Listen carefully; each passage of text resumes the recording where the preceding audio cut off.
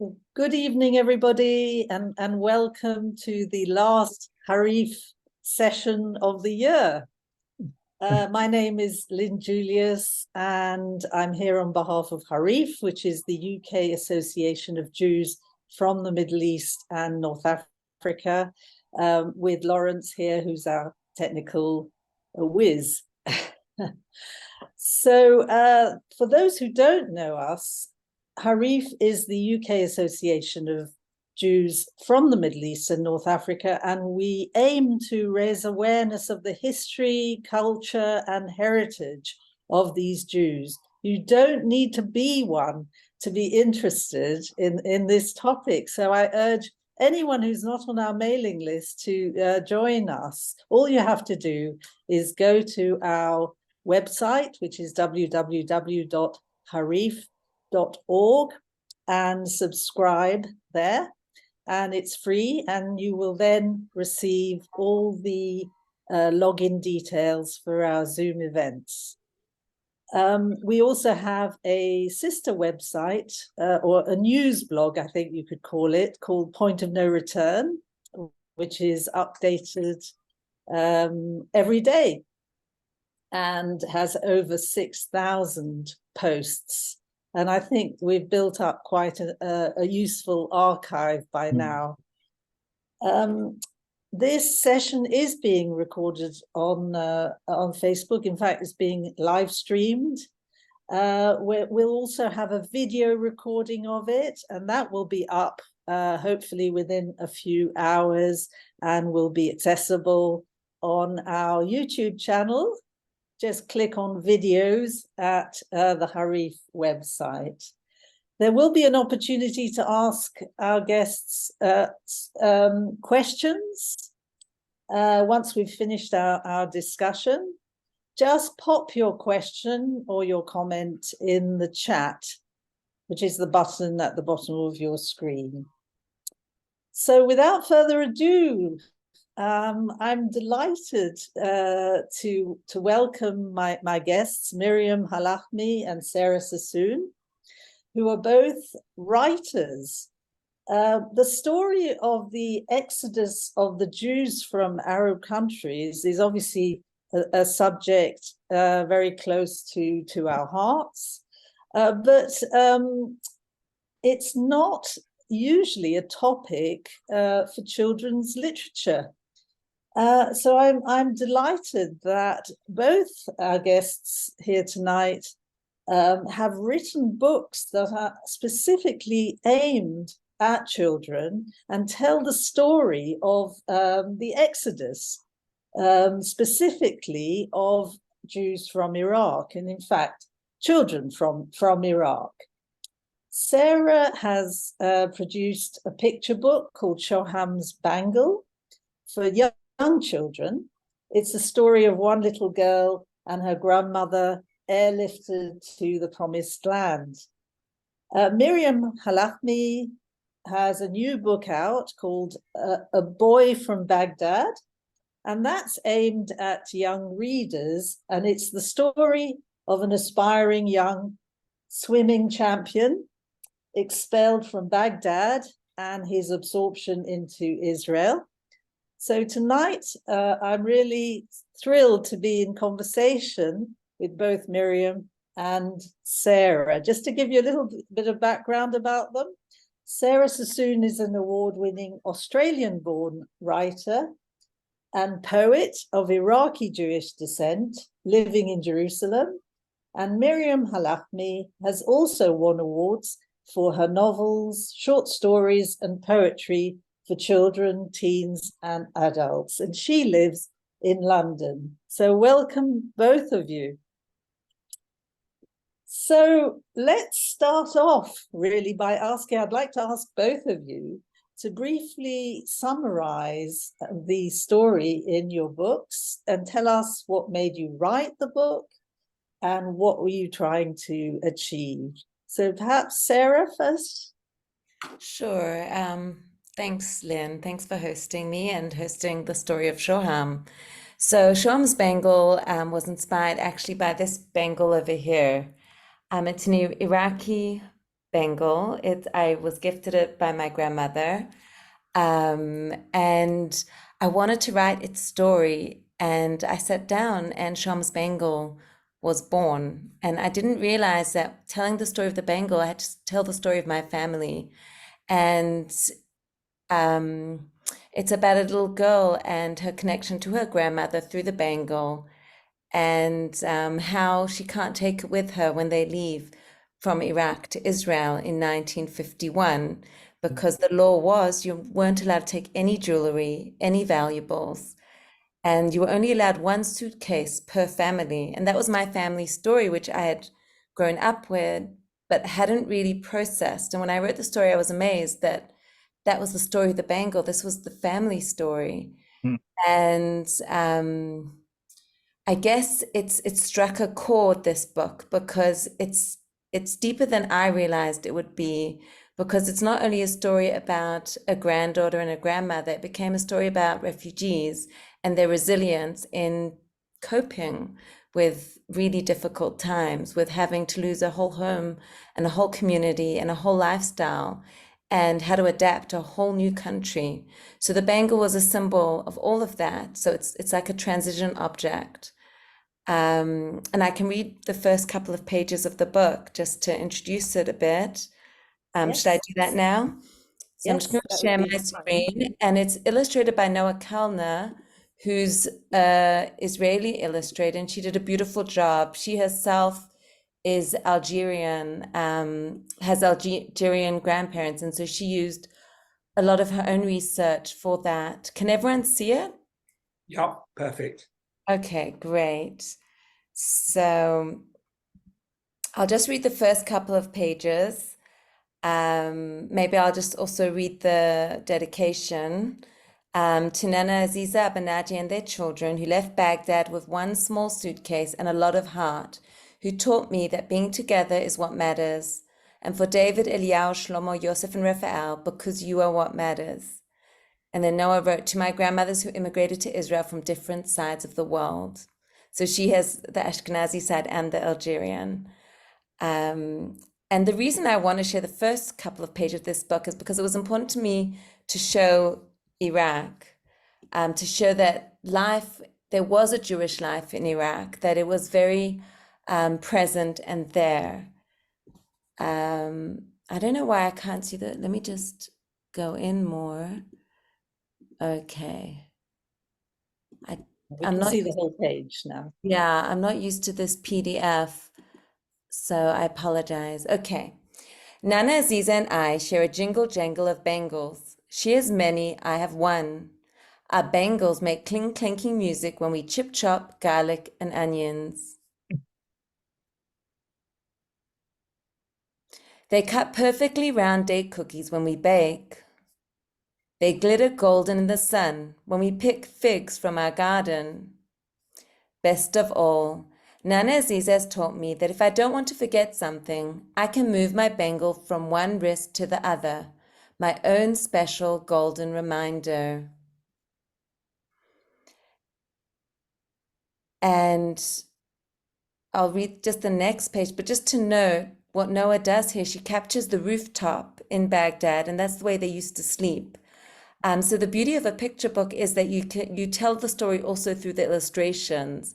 And Noah did a really lovely job capturing it. And I felt that was really important for little kids to see and feel that there was real Jewish life of a real little girl who's actually named after my Auntie Sue, who was Shoham in Iraq.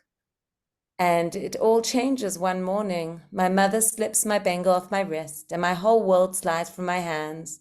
The time has come to leave Iraq. We are going to Israel, my mother says. Israel? I know my father longs for Israel in his songs and prayers. But what about my bangle?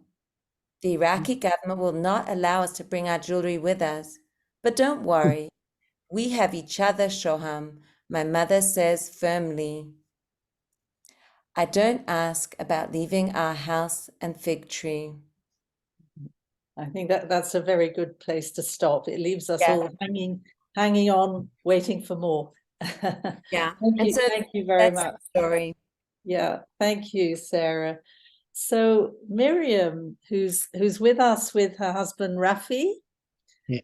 would you like to tell us about, summarize your book, Miriam, and how you, as an Ashkenazi, came to write this story? Thanks so much. And I have to say, I'm very excited to be here with Sarah because when we discovered her book as well, it's just brings it all alive so much. So my book is called A Boy from Baghdad. I'm also very lucky to have a beautiful illustrator there. I will show you that on the back. She makes sure she gets the synagogue in as well. So I've been married into my husband, Raphael Halahmy's family for 45 years. And I'm an Ashkenazi Jew. And when I met Raphael and I met his family, I knew nothing about the Iraqi Jewish community. I mean, it's almost embarrassing how over here in the UK, we know nothing. And I learned so much about the whole culture, the food, the music. I'm sure you all will know Sassoon. I can now pronounce it, Farid al-Trash. My husband has the original classical records he brought from Israel. And he's the youngest of 8 children. So I had a lot of people to meet and to get to know. Here they are on the rooftop of their house in Jaffa. My husband's a little boy kneeling up. And the music, the food, the culture, everything, the mannerisms, the way people express themselves, the use of Hebrew and Arabic. I picked up the odd word, shwaya shwaya, toden chai. You know, it's because I love languages. It's like this richness that came into my life. It took a long time for this book to come along. I wrote it during COVID, and I will say that getting this book published in this country 10 years ago when I started writing for children and teens would not have been easy. But then the PJ Always scheme wanted this book because they wanted something from a different part of Jewish diversity than just the Western and American Ashkenazi families. They had Middle Eastern families saying, what about our story? So when I pitched to them and said, I want to write my husband's story, they said, please do. So I had a wonderful time doing it. And during COVID, during one of the lockdowns, actually, I wrote the book and I would write a chapter. And then my husband would be on the phone around the world to the family and friends saying, how do you pronounce this? And what went on at that time in the Mavara? So it was a kind of, it's a wonderful project. I think it kept us going, really. So my book is about Salman Shasha. And that is a name that I think some of you will recognize. My husband's oldest friend is Chaim Shasha. It's a well-known Iraqi Jewish family. And I asked him if I could use the surname because I felt it's a beautiful name and also very easy for English-speaking children to pronounce. So Salman Shasha is 12 years old and his best friend is his cousin Latif. And Salman wants to win the first the first gold medal for Iraq in swimming. And he practices in the River Tigris. And he closes his ears to all the talk about we're leaving for Israel soon. But it's April 1951. He doesn't want to go. He represents the Jews who did not want to leave, which includes my father-in-law. He didn't want to leave his home. He was a very well-known goldsmith in Iraq. But they all have to go. They have to get on this airplane with this suitcase, leave everything behind, lock the door for the last time, with the neighbors crying, why are you leaving? Which is the experience of the family. My brother-in-law, Oded Halahmy, some of you might know, he's a sculptor. He was 12 when they left, and he said the neighbors stood in the alleyway crying, why are you leaving? Why are you going? But this was the government that had turned on their community. And they land in Israel and they've been told you're coming to the promised land, the land running with milk and honey. And they think, well, we might not have such a big house, but we'll have a little flat somewhere and we'll all get some work. And we all know that wasn't the story. The story of the Ma'bara is a miserable story for all of the immigrants that came in. But the Middle Eastern Jews were stuck there for a long time. And they ended up in a tent in a dust bowl, really, on the outside of Tel Aviv. The men couldn't get work. And I've done a lot over the years. I've done a lot of research to back up the anecdotes that the family tell me and read a lot of the stories. And so really it's the hard scrabble struggle of the Shasha family settling in, the huge culture shock, which Sarah refers to as well, of any refugee group leaving its home for another country. And they also had the problem of the dominant Ashkenazi community looking down on them. And this is a story which we need to be honest about, because if we're going to tell stories of our history, we need to tell them with truth. We know that things have changed today, but it was very, very difficult for all the Middle Eastern Jews coming into Israel in the 1950s and 60s. And this is part of our Jewish narrative. So Would you I like thought to I would read this? Yeah, would I you like read to read the next opening one? couple of, sorry, Sarah, sorry, Lynn. Yeah, Yeah, I thought yeah, I'd read the go opening ahead. couple of pages of the book to give you a flavour of how I set it up. So chapter 1, The River, April 1951. Salman sprinted through the Sharjah market, dodging shoppers and loading carts, pushed by small boys yelling, "Yalla, yalla," to warn people to give way. Swerving left into the butcher's alley, he held his breath as the stale, meaty smell of hanging carcasses filled the air. Old blood and bits of slimy entrails snaked down the middle gutter, and he had to make sure he didn't skid as he ran on. He could let out his breath as he reached the spice cellars. Their huge mounds of brightly coloured wares, crimson red, deep orange, dark browns, filled the air with a heady perfume of cinnamon, cardamom, and chilies. Large bunches of fresh mint, coriander, and parsley were draped on the herb stalls. His mother brought fresh herbs in the market every day and often sent Salman running to the spice cellars for one more packet of turmeric or cardamom. Salman knew the market like the back of his hand, but today there was no time to linger. The afternoon was getting late and he had to be home before dinner. School was out for the day and he'd managed to slip away. Now all he had to do was avoid meeting any of the family in the market. He could smell the river before he saw it, that joyous mix of mud, weeds, and a breeze which carried moisture from bank to bank in the warm spring air. The water would still be cool, but Salman didn't care. A real swimmer never worried about cold water. That was for city softies who just waded in the shallows when the river heated up in summer and Baghdad hit 50 degrees centigrade. Salman never waded. He swam mile after mile, perfecting his strokes. That's lovely. Probably enough. So, Sarah, your book more or less stops once the family get to Israel. Can you tell me if your family had a similar experience once they got to Israel? Did they end up in a Ma'bara? They were in a Ma'bara. They were in Pardes Khana.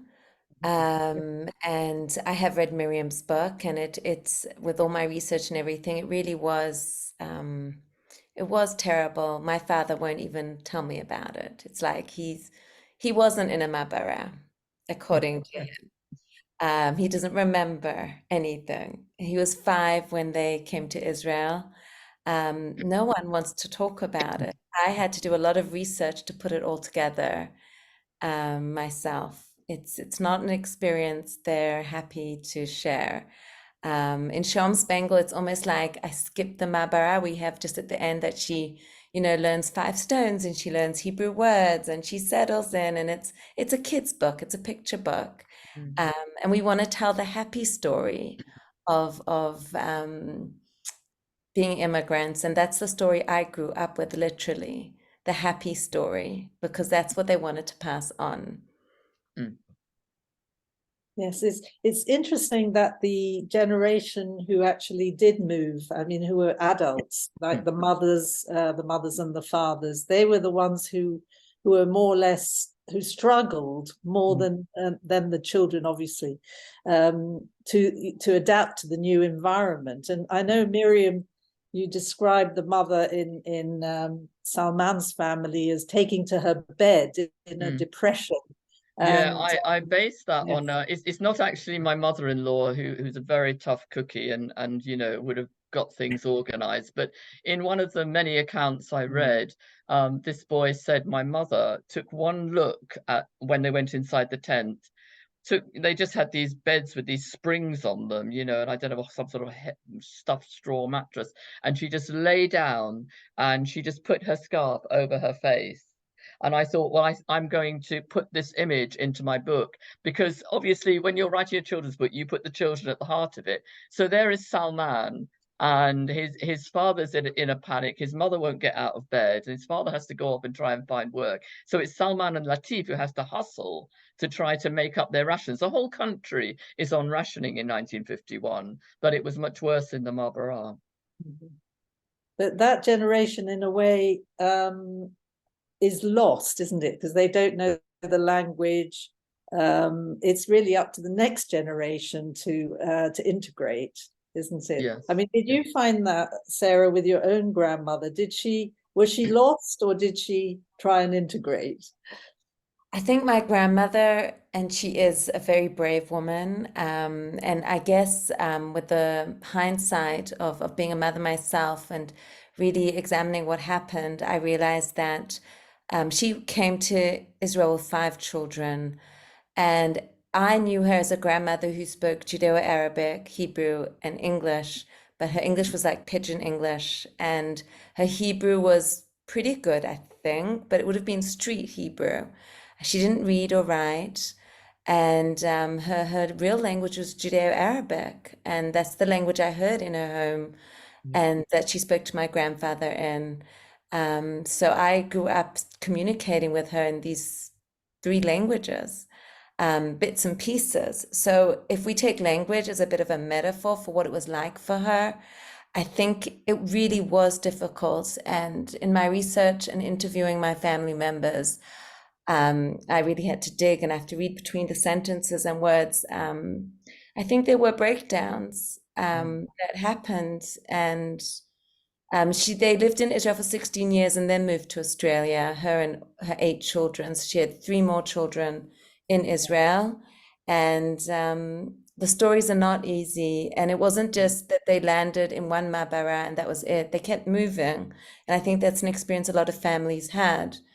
So I know that they were in the Kiryat Ono, Kfar Ono Ma'abara as well for a bit, and for various reasons they had to move, and they went to Zichron Yaakov, and then my grandmother was in Petach Tikva, just from the moving alone, and that her parents were in Jerusalem, and the fact that before it was a family that was very cohesive in Baghdad, and Elozeh, which is where my grandmother comes from, so families stuck together, while in Israel, it wasn't necessarily the case. They could have been in different towns and villages. They were all separated. And so a lot of their strength was also gone. In an Iraqi household, you only trust family and very close friends who become like family. It's a very kind of inclusive, but it's got its own language, which I think if you're not Iraqi, it's hard to understand. Would you agree with that, Miriam? Well, yeah, I think it's I'm interested in this word integration, really, because I think my husband's family were in the Ma'abara for 4 months, a few months. They managed to move into a very tiny house. I mean, we're talking maybe there are 8 children and several adults because they had grandparents with them, so maybe 12, 13 people in a 2 or 3 room house in Jaffa, which I do have them do in the book.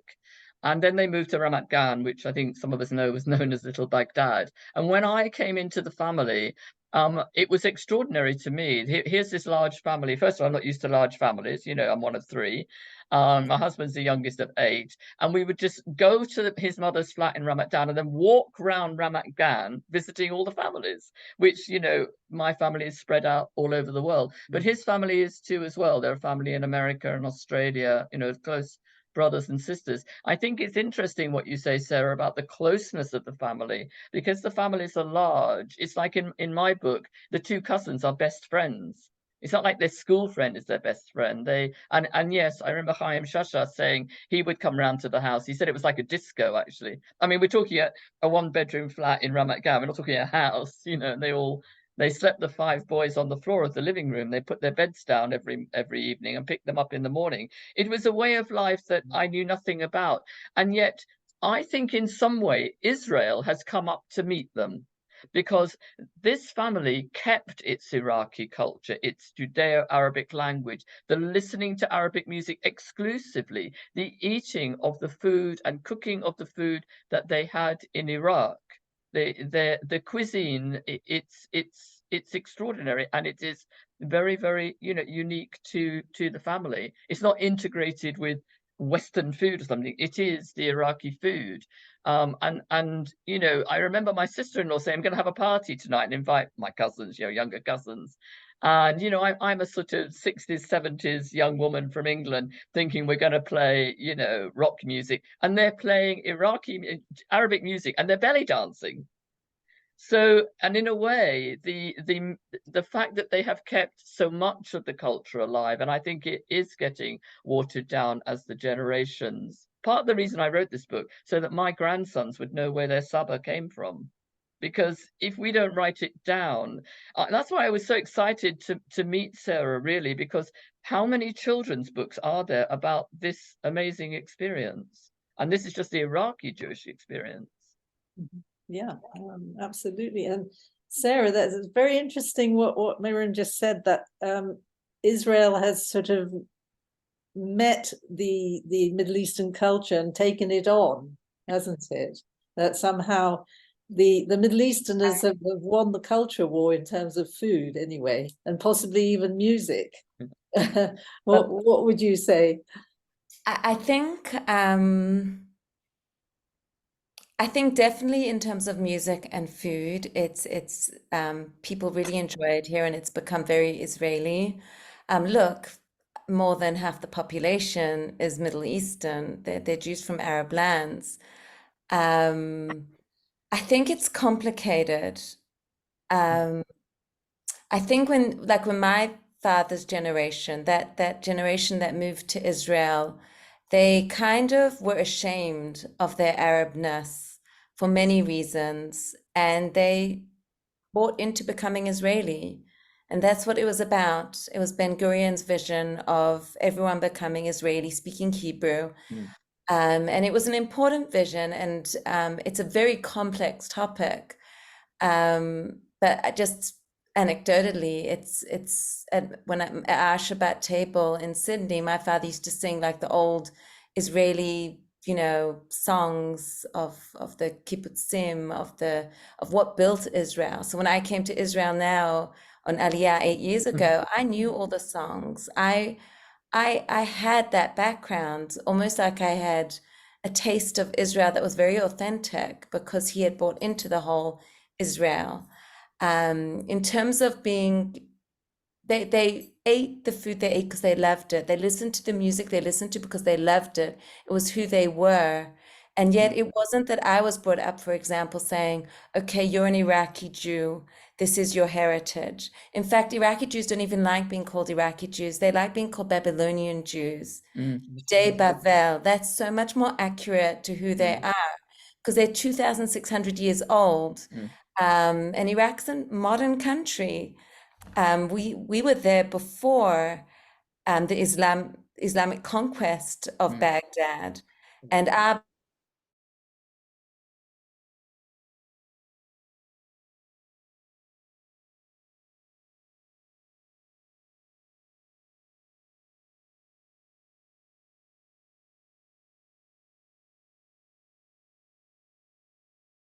the history is being lost.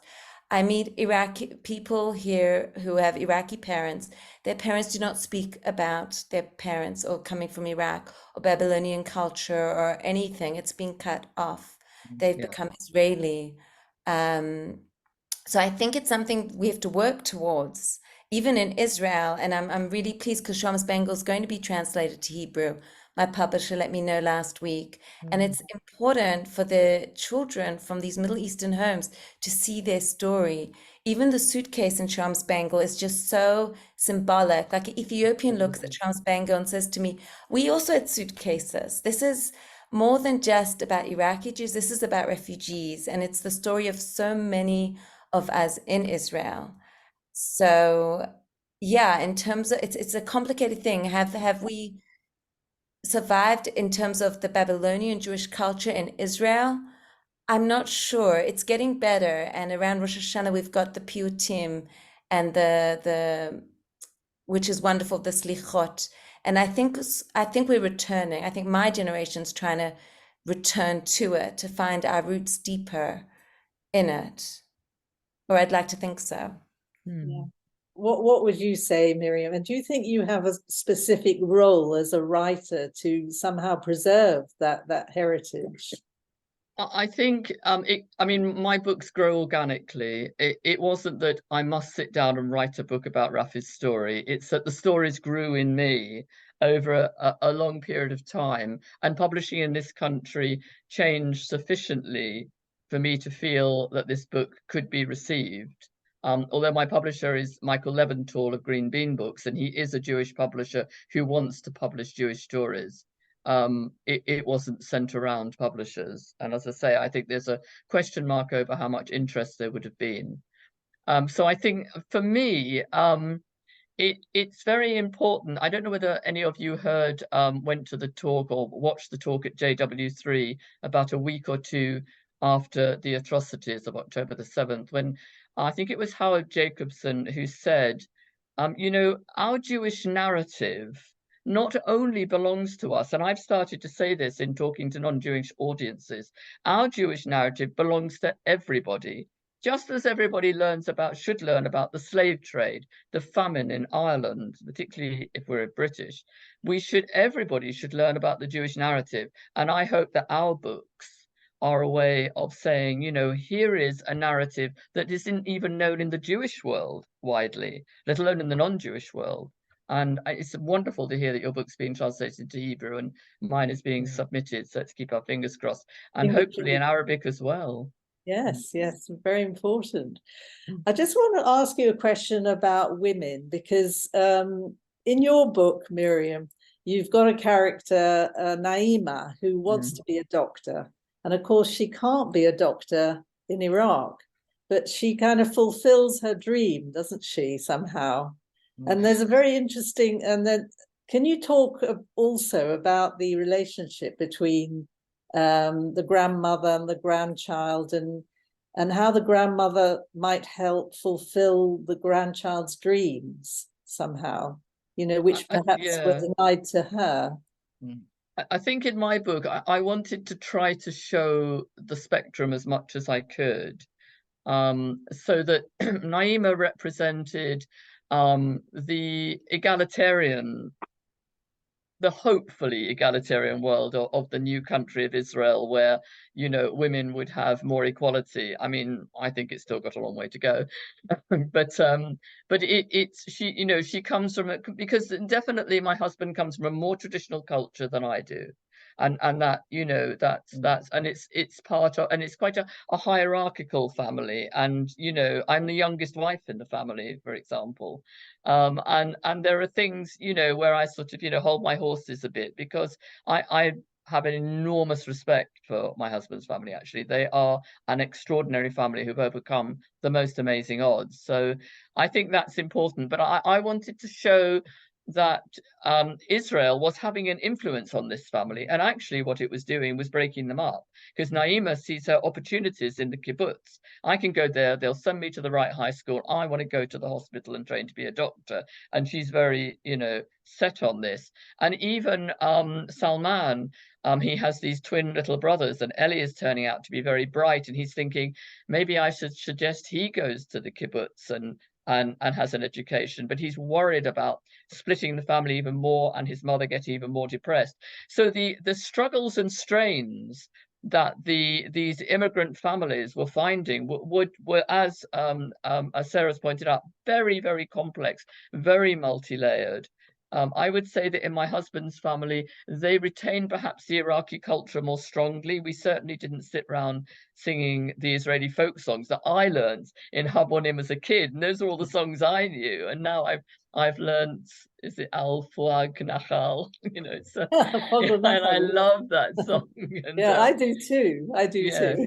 So I've been interested that Israel has managed to embrace something of Middle Eastern culture. But I remember going to Israel when my brother-in-law's children were 6, 7 years old, and they said to me, they're learning Arabic in school now. We weren't even allowed to speak Arabic. We were looked down upon. They could have learned Arabic at our knee if they had been more encouraging towards the language. So the suppression of all of the Middle Eastern Jewish cultures, and It the wasn't fear, I think, just as it Sarah said, wasn't just the Middle Eastern ones, was it? Because Yiddish was looked down on. yeah, Ben Gurion said, "Oh, that language grates on my ears." yeah, but it's a language of business. My brother-in-law learnt Yiddish Mm. as he was as an estate agent, which is why I have little Latif learning Yiddish.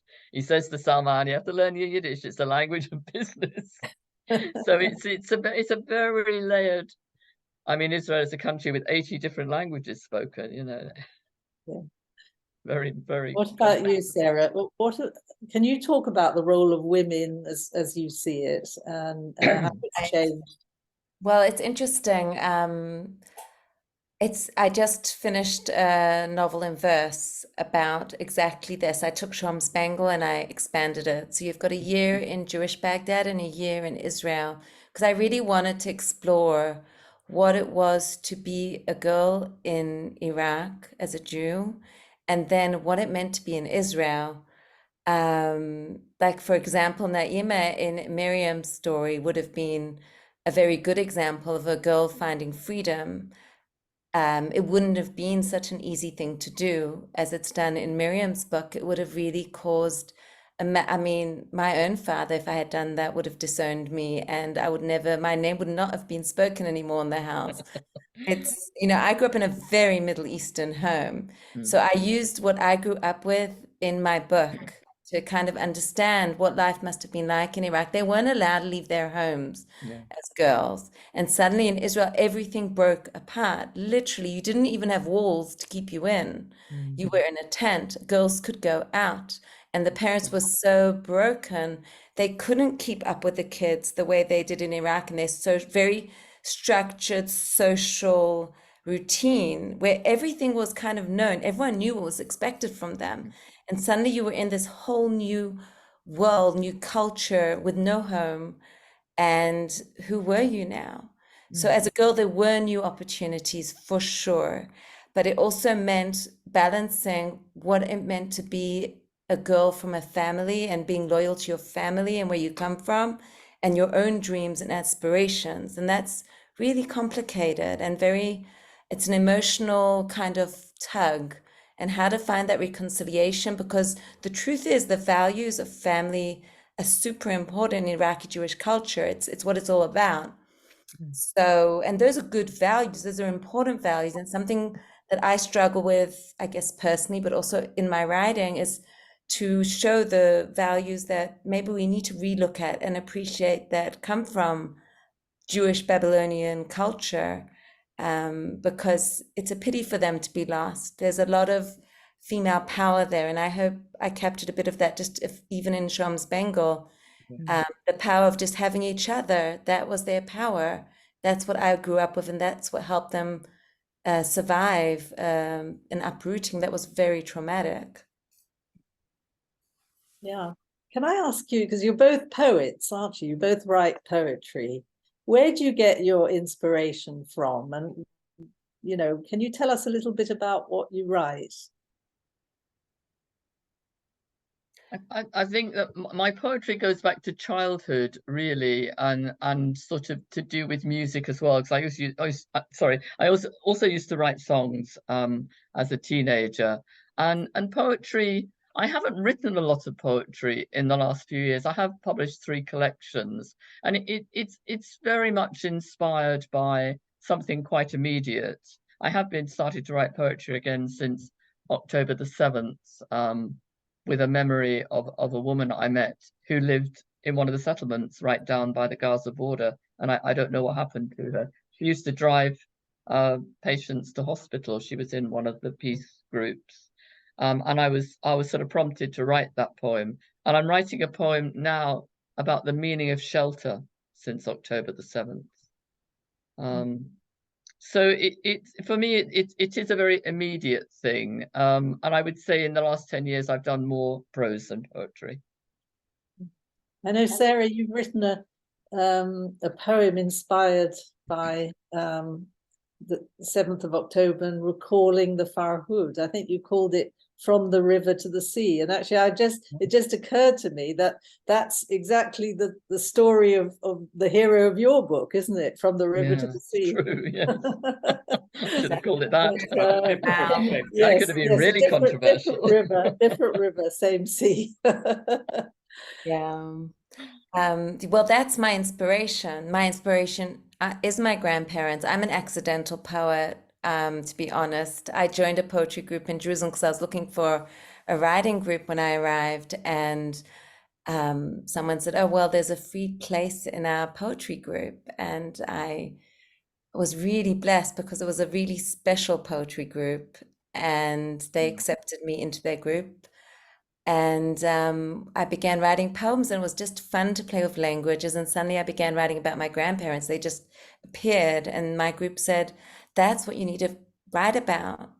And so I write about Iraq and Baghdad. I write about everything I'm trying to sort out in myself. I do a lot of documentary poetry. And on my website, I've got an online poetry book that was published by Harbour Review. If anyone's interested, it's got a lot of the documentary Iraqi poetry in there as well. And it's my fun place to play with words and sounds. And I really fell into it by accident. I never imagined I would be a poet, to be honest. But it's a lot of fun, and yeah, I hope it's fun for people to read as well. It's a way of expressing things that need silence, maybe, or just a bit too much to really capture. It allows some of the complication of feelings to be felt rather than explained.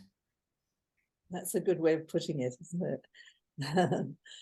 Just looking at the questions, I think there's one about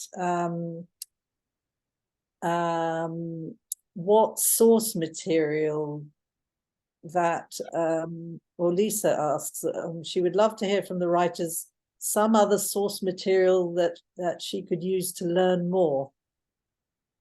Not quite sure what she meant by that. There were several books published over quite a short 2 or 3 years that are out in English. I reviewed them for the Jewish Chronicle. So there's the Last Jews of Baghdad by Marina Benjamin. It's an excellent, non-fiction book. There's also Memories of Eden by Violet Shamash. That's right. And I think one of the best novels I've read is Eli Amir. Oh yeah, beautiful. Eli Amir, The Dove Flyer, which of course was made into a film, wasn't it? Yeah, which I haven't been able to view yet. But yes, that's an important book. And there was one I met this journalist actually. I can't remember his name, and I gave the book to somebody and never got it back. But it's called The Rivers of Babylon, and he writes about the Jews having to leave and going to Iran. But he's Iraqi. He's non-Jewish Iraqi. I know. Is it Heskel Haddad? Oh no, it's not. It's Sistani or something. He was a lovely man, a non-Jewish Iraqi, a Muslim journalist, Iraqi Muslim journalist. Right, and we have a question. Have either of you been to Baghdad? I wish. Yeah. My brother-in-law has been. He's been back. He's been home. He was told not to speak Arabic on the streets because they said your Arabic is Judeo-Arabic, and we mustn't let them know that you're Jewish. But he has been back. Amazing. Secretly. Yes, Oded. Yeah. So yes, I think there's a question about how many rooms did your house have in Baghdad. I'm not sure you would remember that. My father-in-law's house was a big house. It had a courtyard the size of a tennis court.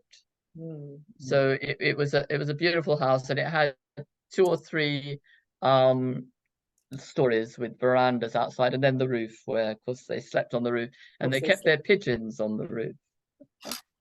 Yes, yes, oh yes, or doves. It was probably the Doveflies, dove. Yeah, the dove flies, and they had their calls that went all around the roofs, calling their pigeons back. My brother-in-law dad used to make the bamboo cages and keep the pigeons, and had the calls and everything. Fantastic.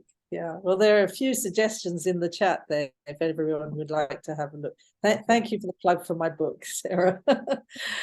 So, Yes, of course, Lynn's book. but I don't talk specifically about Iraq. I'm just try and generalize a little bit about all the communities. Which is really interesting, by the way, to do a comparison. I find just fascinating as well to understand what the trend was at the time. Is really important to have that overview, and you give very good details in it. So even with the Iraqi section, I learned new things. It was awesome. Thank you for that. Sarah, you've had a request to do a repeat gig in Montreal. I'll send you on the contact details. Okay. I think so. Right, so it is Hanukah, and we have a treat for you, Miriam. Yeah, we've got. As she mentioned, her brother-in-law is the famous sculptor Oded Halahmy, who some of you might know. I know he has a workshop in I think he has a gallery in Jaffa, a gallery in Jaffa, and in New York, Pomegranate Gallery. So this is a splendid example of Oded's work. You can see the shin. Oh yes, the shin. That's right. So Miriam is going to light the candles. I think it's the 6th candle tonight. And then perhaps we could just talk about how you celebrate Hanukah, both of you. Let's hope they all light.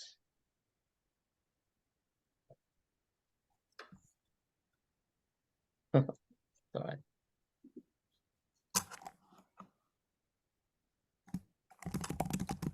So far, so good.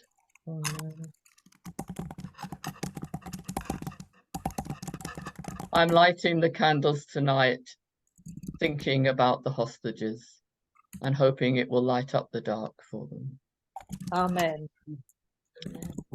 Baruch atah Adonai Eloheinu melech ha'olam asher kedishanu b'mitzvotav v'tzivonu lahadlik shel Hanukah. Amen. Amen. That's wonderful. And they all stayed alight. You needn't worry. We're struggling a bit.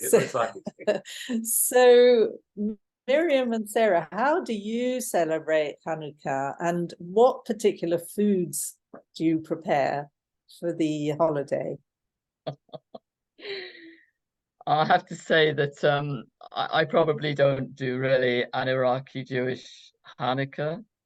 I was asked to write an article, people might have seen it a couple of weeks ago in the JC, about what Hanukah is like in Iraq. So I rang my brother-in-law and said, well, what did you all do?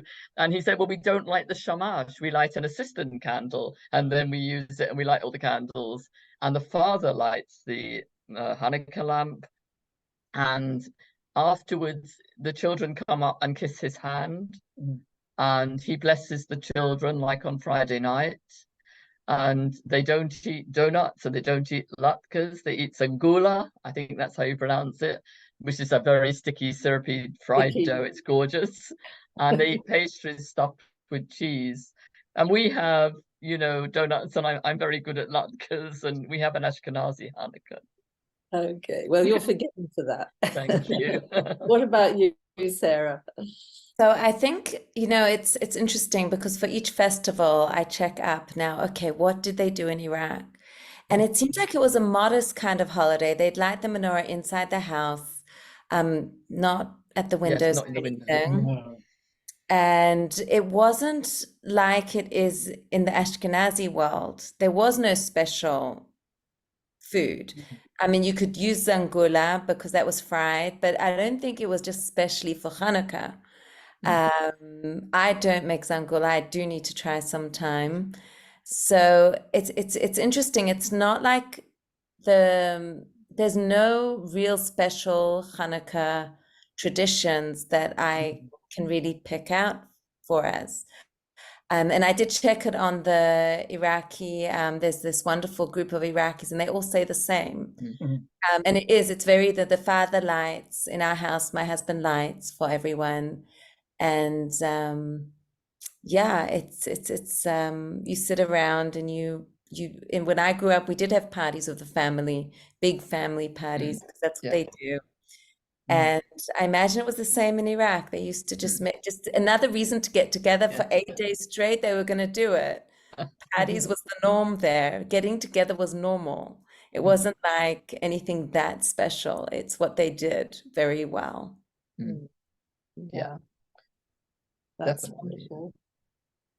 Oh, so just checking to see if there are any more questions. Just a plug for your book. Oh, just a plug, thank you. And one for Norman Stillman's book, which Yeah. of course is excellent, And- both volumes. And I put both of your books in the chat at the beginning of the talk. So anyone wants the names of the books, they're in the chat, the start of the chat. So just a question for you, Sarah. If somebody wants to buy your book on Amazon, can they get it Yeah. delivered to Israel? If somebody in Israel wants to buy it? I'm not sure. I'm not sure if Amazon's delivering at the moment. I know I tried to get some things ordered the other day, but they weren't books. So maybe books are being delivered. Pomerantz in Jerusalem has my book. Yeah. And yeah, it's so sad. Book Depository closed down. So I'm sorry I'm not more helpful. No, Pomerantz is a great resource in Jerusalem anyway. I would Yeah. refer people to Pomerantz, and they can order books there anyway. Yeah. Yes, they're a wonderful bookshop. Yes. And if you'd like to buy A Boy from Baghdad, I think that's more straightforward. That's available on Amazon. But they're both Yeah. available. They're both available on Amazon. Yeah, they are available. Yeah. You can order it from a bookshop. And someone has asked, have any children read the book? My grandson has read it straight through in 3 days and absolutely loved it and recommended it to all his friends. And quite a few children who tried out the book for PJ Alway have read it and they really enjoyed it. And a lot of adults who've read it have said, this is good for adults as well, because I didn't know this story at all. So I think, both our books in that sense have a lot of information in them. Yes, that- yes. And they've been very well received. Yeah. Both of them, haven't they? Yeah. I think that says a lot, that people want to know the stories of Jews from Arab lands, and it's their history as well. It's Jewish history. It belongs to all Jews, and specifically the Iraqi Jewish is Babylonian Jewish. All Jews went through Babylon at some point. So it's really nice to be very inclusive about it. Yeah. Of course, I agree. Abraham came from that part of the world. Yeah, a lot of prophets are buried there. Yeah. Everyone's buried there. It's Ezekiel, Jonah. So before we finish, I need to ask you what you're working on now, what you've moved on to. Miriam, what are you working on? Well, I'm quite interested in writing again for adults. So I've started a new book that is thinking about, well, it's called The Disappearances. It's set towards the end of the lockdown, sort of round about the beginning of 2022, and it's about physical disappearances and emotional disappearances. But not necessarily a Jewish story. No, it's not a Jewish story, but I will have a Jewish, one of the main characters will be Jewish, because that's just going to be part of my writing now, really. We're here in the UK and we're part of the narrative, but it's set in the UK. Yes, we look forward to that. And you, Sarah, you mentioned you had a project. Right. So I've got a book that's on submission. We'll see how it goes. And I'm working on, I guess I have to work through my obsession with Iraqi Jewish history.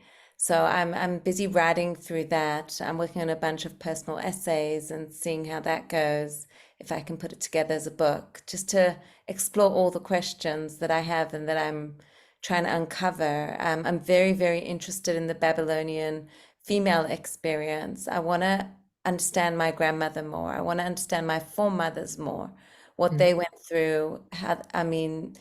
Their cooking is one way of getting to, we spoke about food before, and I feel like the food I eat tells a story, and maybe that's what I'm hopefully will unveil a bit through my writing. So it's a bit of a journey, and Great. yeah.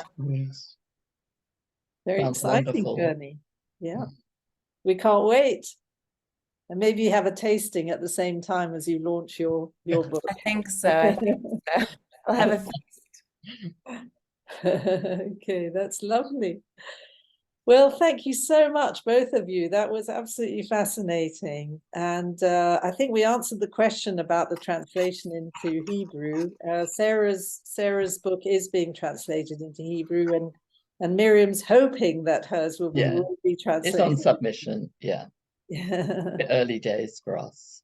Yes, indeed. It's only just come out in October.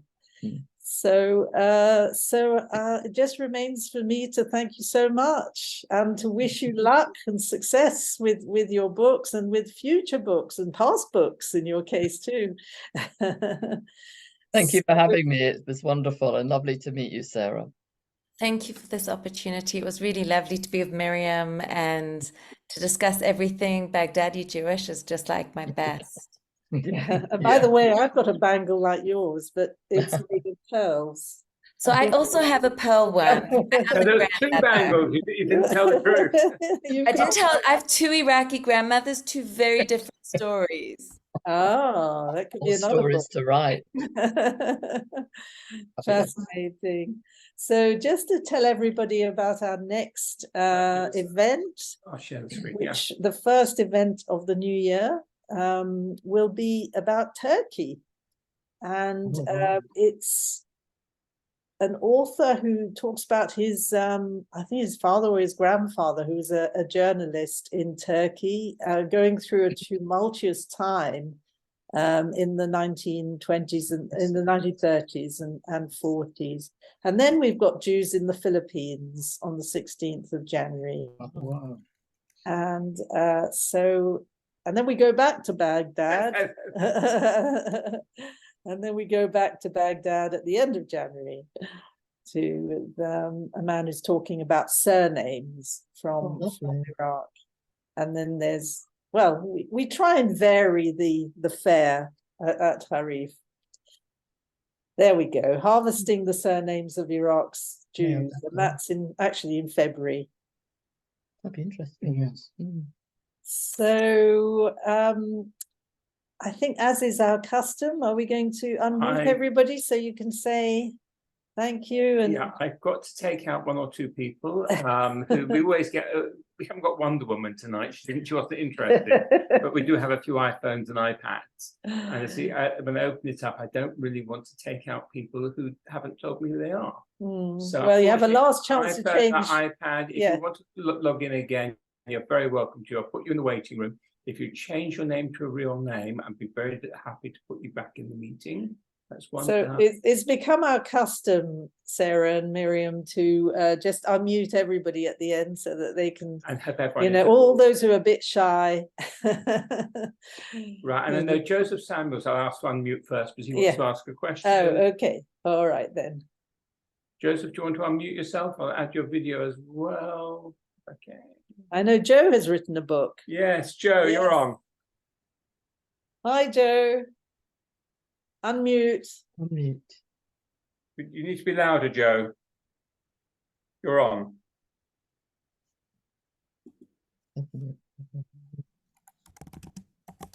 Can't hear You anything. need to unmute yourself, Joe. Right, you should try now. Hear me? Yes. Yes. Yes. Well, thank you, Sarah and Miriam, on an excellent expose, and thank you, Julie, Lawrence, for the beautiful. Yes, you know, I met Sarah, and she's an amazing person in writing and the memoir of Iraq and Baghdad. And just want to mention that I wrote an article that is published in the Jewish Telegraphic and published in the Jerusalem Post about the effect after October 7, how ignited the trauma of the Farhud that I was in Baghdad when I was 10 years old. So you can check, and I have it translated to Arabic and I hope to Well done. publish it in the Arab media. You know, Very important. very Yeah. important. That's an excellent Yeah, idea. good translator, Lynn. Lynn's book has been Post the link to translated into Joseph's. Arabic.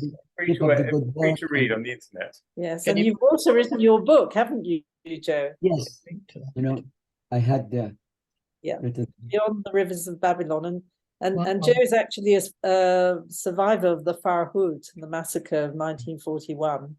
And it's available on Amazon, and Amazon delivered to Israel also. I sent it to delivered to. I just There answered. you go. And there's Joe's book. Joe's book is really, it's one of my resources.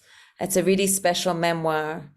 And just to say, I really appreciate Joe writing about his experiences because he broke his own silence. It's not my imagination that there was a silence from the generation who left Iraq.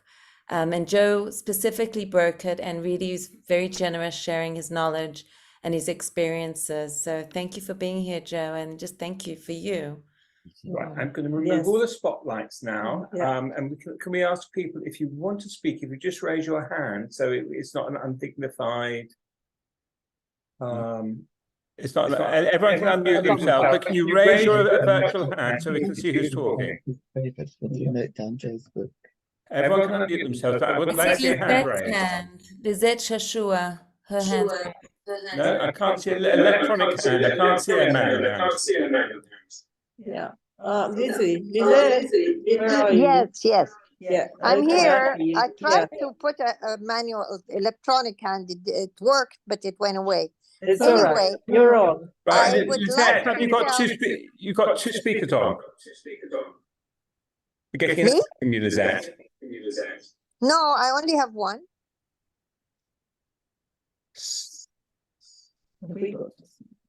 Mine's- Okay, go ahead. Okay. go ahead, Lizette. I'd like to tell Susan that the Iraq that your grandmother was in is very different than the Iraq after she left, because we who grew up in the 60s and left in the 70s, also through Iran, had a very different Iraq. We went to one school that was different. The girls there grew up different. The Iraq did not exist anymore after the big group left in 51. If you like to ask me anything about that period, because my parents only left in 1990, I'll be happy to give you any information, to answer questions, to tell you about our life there. I have a lot of pictures. We went to university in Iraq, and we were severely persecuted there. And, after the 67 war, to the point where we had to escape through the mountain. So if you're interested in life after 51, I'll be very happy to give you information. And also, I think David Bassoon is collecting all the stories of all the people who escaped and how they escaped, and he's putting it all in a book. And the Babylonian Museum, I'm sure you've been to, they have a lot. They're trying to talk about our group that stayed after your grandmother left, and the life we had and how we escaped. If you're interested in that. No, I am. And yes, Very interested. yeah. Thank you. And Is it- Hanukah, you've got your story. Sorry, on point no return. I think just ask me where it is, and I can send you the link. Thank you. yes, and you can ask Lynn for my contact Details. number, my email if you wish, my WhatsApp, and Lynn can provide it to you. Thank With you. pleasure. Thank you. Okay. Okay. Who else wanted to say? Yeah, just answer it. Okay. Very important. To write down their memories, I think. Preferably in a book. Articles would do. Haven't got a second speaker on. Okay. All right. So I think we will now bring it to a close. I just wanted to thank Miriam and Sarah once again, and thank you all for joining us. Wish you all a happy Hanukah. May we have good news in Israel, Amen. and may we have a better year next year. And that's it. Thank you very much indeed. Thank you, Lynn. Thanks. Amen. Amen to all. Thank you very much. Thank you very